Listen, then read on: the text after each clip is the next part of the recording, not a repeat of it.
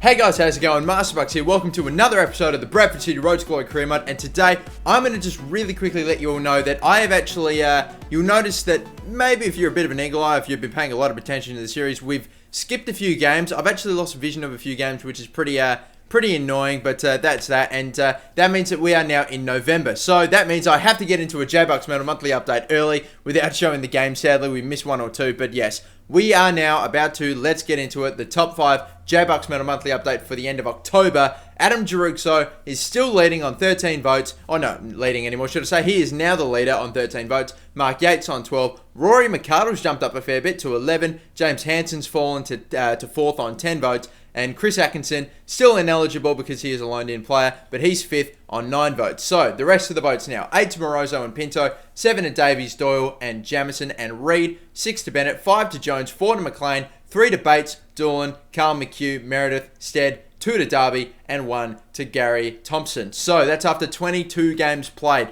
We are getting again. And yes, I will get back to it. I did miss some vision. I don't know what happened. I captured it. I had it. I went to go open it in like my editing software and stuff like that, and it just wasn't showing, and then other complications came up, so really I had to scratch it after a while, but pretty annoying, pretty disappointing, but we're going to have to miss a few games. I think it was 2, maybe 3 league games and 1 cup game, but really I didn't lose any of the games. It was either a draw or a victory, so I haven't been like, knocked out of any cup games. I haven't been knocked out of any cups in the meantime, but still, I believe this is itself a J-Paint Trophy game, and we get off to a great start with Giroux, who just shoots the ball early and tucks it into the near post bottom right-hand corner, and it was a sensationally put-away shot. Darby with an excellent through ball, but unfortunately Hansen's not quick enough to chase it down, which is a little bit disappointing. But I got to tell you as well, some of you have pointed out as well, and yes, I know, that James Hansen has gone from scoring an insane amount of goals very early on, and I can't believe we didn't concede there either, but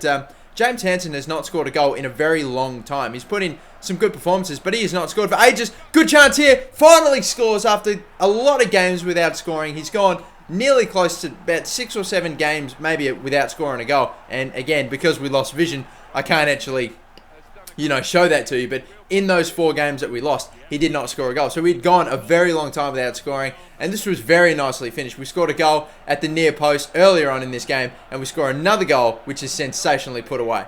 But anyway, carrying on with the rest of the game, I'll let you all know, as we send Yates through here for a good chance, doesn't score, and it was deflected away by the goalkeeper. It actually went pretty close to one of my players, but couldn't steer it in, not close enough. Giroux being sent on through again. Cheeky little chip over the keeper, and we're 3-0 up against Bristol City in the J-Paint Trophy. So I think we're pretty safe now. We've knocked out Bristol City in the J-Paint Trophy. But one thing that I should point out is that Bristol City are actually the leaders of the League One Cup right now, and they have just been dominant. I don't know if they've lost a game yet, but they have just been incredible sensation, incredible form. And yeah, we actually get a pretty good result against the league leaders in the J-Paint Trophy. We knock them out. Hansen got man of the match despite only scoring 1 goal, and I thought Giroux played fantastically. But that's the man of the match for FIFA 14's man of the match. And what's my man of the match? I'm going to give my votes now. 1 vote is going to go to James Hansen for that game, yes. So FIFA 14's man of the match, just getting the 1 from me. 2 votes going to Darby in that game, and 3 votes to Adam Giroux, yet again getting a sense. He put in a really good performance. He scored 2 goals,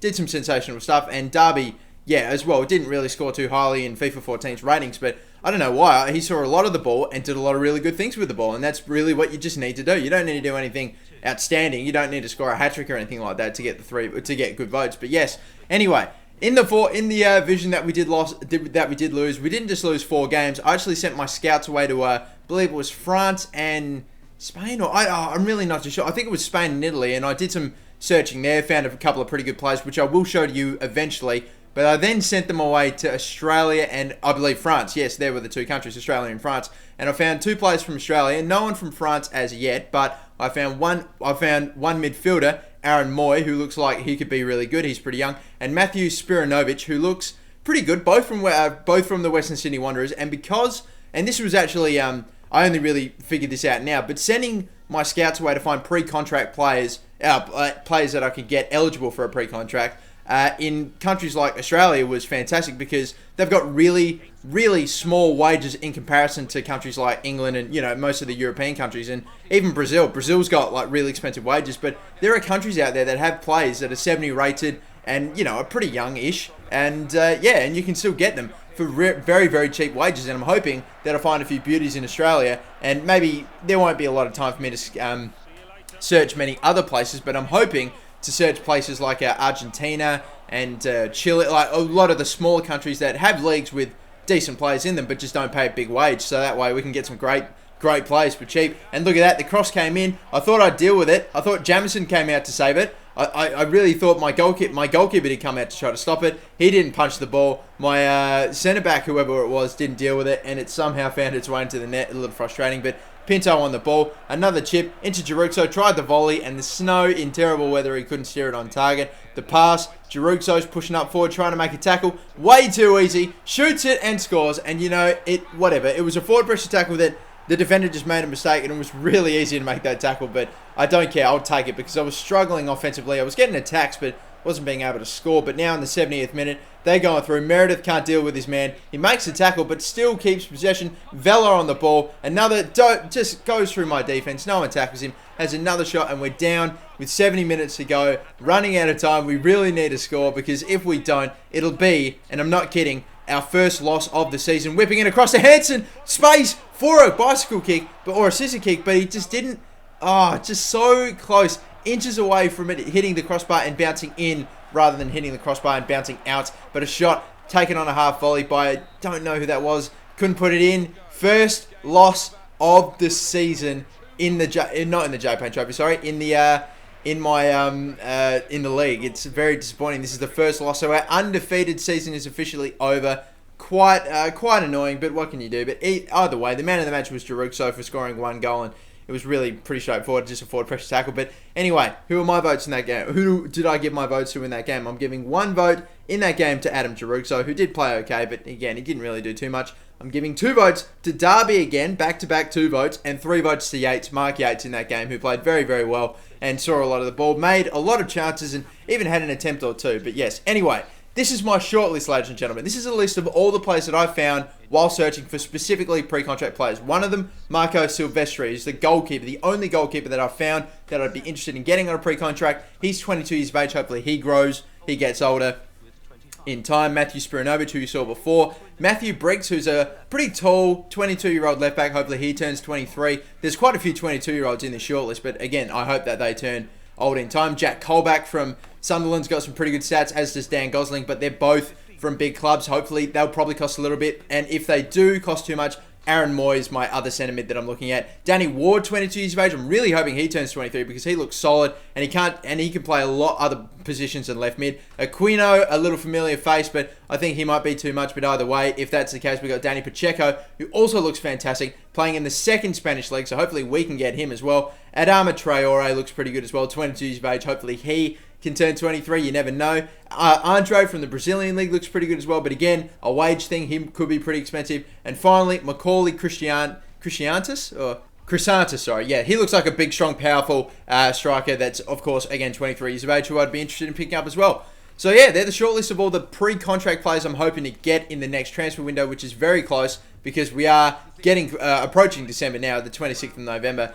And they're definitely not your, your overused, very, very popular purchases to make in career mode. They're not your Bakalis or your Marshalls or anything like that. No, a majority of them are players that are like, okay, whatever. But I think that they could hopefully be very good for my club if we'll be able to get him. Again, it all comes down to wages because we do not have a lot of cash on us. So I'm probably going to be signing like the A-League players first and some of the smaller guys. But there are a few great quality players in there that I would love to somehow end up with if possible. And that was an ambitious attempt from Atkinson that was curling right into the corner, but curled a little too much, and that would have been sensational. But yeah, we are playing Rotherham United in this game, so hopefully we can get a win after coming off of a loss, which was disappointing. But somehow the cross got out over the back of the defender, who didn't deal with it, and it fell right to James Hansen, who was sitting there, and it was a tap-in. It was a tap-in from a cross. It really was. It was as simple as that, and the keeper wasn't going to stop it. It needed to have the reaction times of something that has really good reaction times. I don't know, I just fell short there. But anyway, McLean, Hansen, back to McLean. McLean's got an option in Gary Jones. Sweaty goal. Thank you. I don't think I've scored too many of those in this season, and there we go. So that's 2-goal buffer now against Rotherham United. So we have the breathing space, which we would like, which we always want to get in a game. Hansen sending through Reed. Reed's on the wing, whipping it across at the far post is Atkinson. Diving header. Like, what is with Atkinson in this game? He's going for goal of the season every single shot that he takes, but it doesn't matter. We get enough. We do enough. We get the win. 2-0 victory in that game. Sensational stuff. He was very good as well. And yeah, now time for the votes in that one. My man of the match actually went to my left back, my loaned left back from Norwich. So Drury, which was surprising, but anyway, let's see. Who did I give votes to in that game? I gave 1 vote to Kyle Bennett, as he played very, very well. Got a nice rating of 7.7. Gave 2 votes to James Hansen in that game, because again, he may as well scored a tap-in, but did some other good stuff as well. And my 3 votes went to Drury. Yep, they did as well. I really, really played quite well. And again, it's a thing. It's a recurring thing. Players having great games and doing great stuff, but not getting a massive run in the bloody highlights packages of the game. I think it's something I need to address, but either way, we're yeah, that's just that. But either way, let's just move on with the last game of this episode. Again, in League One. And look, we have a 1 in that L column now, which is, we went so long without losing. We went 17 games in the league without losing a game. And we went a lot more than that if you count cup games. So a 17-game undefeated streak in the league is not too bad. It's more like 24, 25 if you count cup games. So I'm actually really proud of that. I know it's on world class, but either way, I think that's not a bad effort. And especially when you're talking a team like Bradford City, or the players that have a caliber of a Bradford City team to start off with. So yeah, I was quite happy with that. But as you all know, when the January transfer hits, I will be bumping it back up to Legendary. So yeah, that's sorted. But anyway, let's get back into the action with Hansen making a nice tackle there, forward pressure. Goes around, goes to Doyle. Doyle to Doolan. Doolan passes to Meredith, takes a touch and takes a shot and takes it and puts it in the top right-hand corner. Oh my word! The Australian left back Meredith has scored another goal as season contender. Sensational strike. Took it on a half volley, and he says to his co-partner in crime, Stephen Darby, I'll take what you can do and raise you. Look at this shot, curling away from the keeper, as did Darby on the opposite side of the ground this time, shooting it with his right foot, curling away from the keeper. It was so good it even hit the post. Sensational strike. We've got 2 almost identical goals scored by coexisting fullbacks, and oh wow, we are actually creating a catalogue of great goals that could win goal of the season. And again, you will all vote for them at the end of the game, at the end of the season. So, oh wow, that's a great goal. We've got another contender, sensationally dealt with, but now we've just got to hold on in the 90th minute. Another attempt. Hansen's at the back, shoots, doesn't happen, falls in the air to Meredith, heads it back to Hansen. Hansen's still going. Keeper, damn it. Referee blows the whistle. End of the game. It was another goal of the season contender that actually won us the game. 1-0. Sensational goal from Meredith. Gets an 8.1 rating. Rory McArdle again having another sensational game, getting man of the match. But who did I again give my votes to in that game? Let's have a look. I gave 1 vote to Jamison, my goalkeeper in that game, who did very well. I gave 2 votes to Meredith in that game, who did very well. Of course, scored a great goal. And the 3 votes, yes, ladies and gentlemen, it's the same as FIFA 14. Rory McArdle, again, picking up maximum votes in that game, as he has done in so many games this season. It's a big reason why he's, in the top 5 so far and leading, not necessarily leading, but doing very well in the votes at the moment. But anyway, that's the end of this episode. I'll have another monthly update for you at the start of the next episode for the end of November. And until then, guys, I'm yours, Game of the MasterBucks. Peace out and catch you later. Bye-bye.